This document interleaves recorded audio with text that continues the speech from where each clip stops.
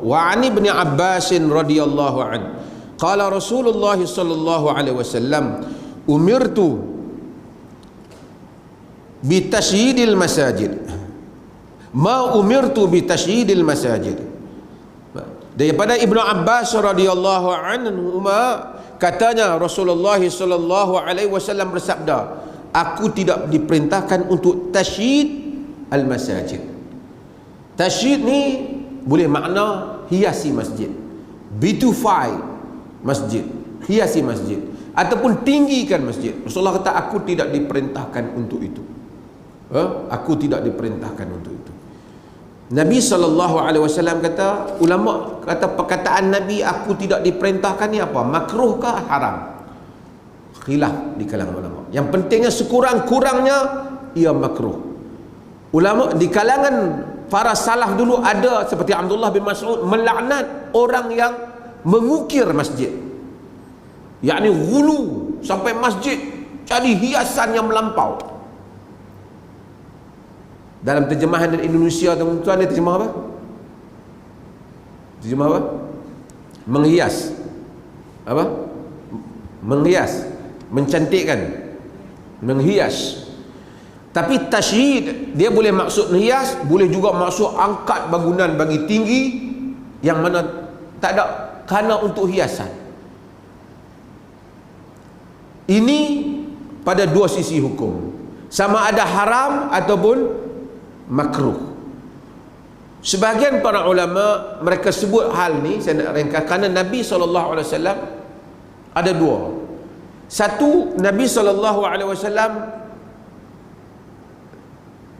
tak mau pembaziran.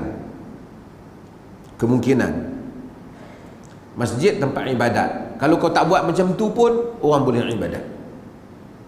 Yang kedua ialah kemungkinan yang ni lebih besar, ganggu orang yang masuk solat. Nabi SAW solat di dalam pada Nabi ada khamisah laha a'lam. Ada Nabi ni pakai selendang tu, dia ada corak. Nabi semayang, Nabi kata al-had ni dia diganggu aku. Nabi kata irsalu ila Abi Jaham, hantar balik ke Abi Jaham. Abi Jaham bagi hadiah kepada Nabi dalam hadis Bukhari. Nabi kata minta yang lain, yang selendang yang tak ada warna, yang tak ada corak. Nabi tu, Nabi punya solat nak dibandingkan kita macam mana?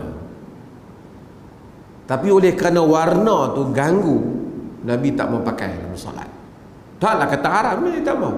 Kita bagi balik ke Abu Jaham. Abu Jaham Nabi bagi kat dia sebab dia hadiah pada Nabi. Nabi takut dia kecil hati. Sekali dia kata Nabi tolak hadiah dia. Tapi Nabi caranya, Nabi kata pergi hantar balik kat dia, minta yang lain. Kata Nabi minta yang lain. Sekali yang mana tak ada corak. Jadi dia pun bagi yang lain yang tak ada corak. Tapi moralnya apa? Moralnya ialah Nabi tak mau solat terganggu dengan mata kita memerhatikan corak-coraknya. Kan? Tapi sekarang tak ada corak, tak cantik lah kan. Tapi demikian Nabi SAW. Sebab tu salaf dulu solat mereka lebih khusyuk pada solat kita. Kita ni memang dah kurang khusyuk lah, ditambah dengan banyak benda di dalam diri. Walaupun dia tak sampai pada peringkat haram, tetapi pilihan Nabi SAW ialah mengelakkan hal-hal yang seperti ini. Hadirin yang dirahmati Allah, dengan itu, dengan hadis ni, para ulama juga membincangkan tentang hukum menghiasi masjid. Mereka kata kalau perhiasan itu sederhana, maksudnya normal lah. Zaman lah orang buat macam kita buat macam ni, adalah juga, takkanlah kosong macam tu saja, cermin kosong, normal, tidak ghulu, itu tidak termasuk di dalam maksud larangan hadis. Tapi kalau tengok dia ghulu, melampau, sebahagian para ulama mereka kata bahawasanya kita kena tengok kehidupan manusia. Zaman Nabi rumah orang macam tu, tiba-tiba ukir masjid, maka tak wajar.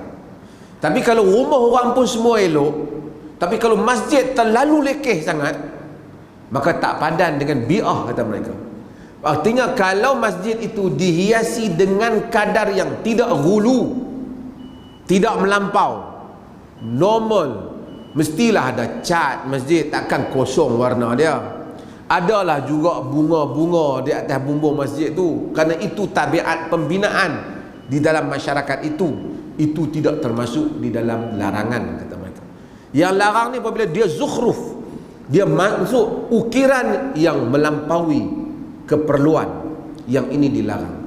Artinya kalau sekiranya satu orang kata saya wakaf buat masjid 1 juta, kita gunakan duit dia 800,000 dan 200,000 lagi untuk perhiasan, mencorakkan masjid itu dalam kadar yang tidak diperlukan, berarti kita tidak menunaikan maksud wakaf lagi 200,000 tu.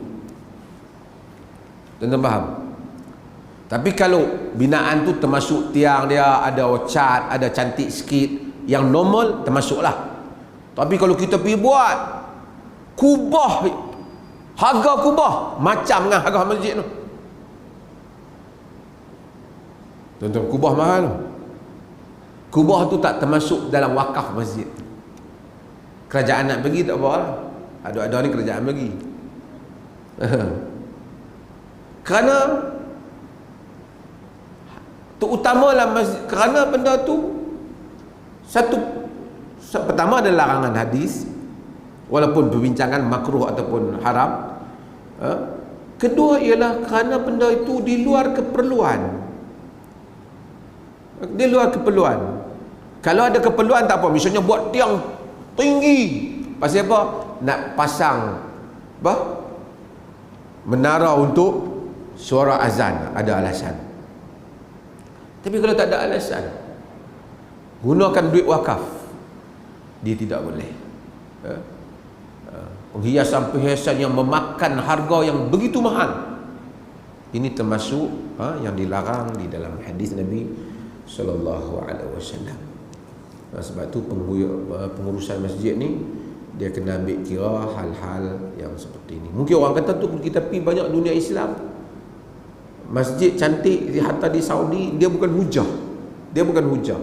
Tak apalah, mungkin ada orang bagi, dia bagilah. Tapi kalau kita wakaf masjid, kalau dia kata saya wakaf buat masjid, banyak ni macam tu. Kalau kami nak hias masjid, dia kata hias sekali, bagi cantik, itu duit dia lah, dia buat yang makruh tu lah. Wallahu ta'ala azan.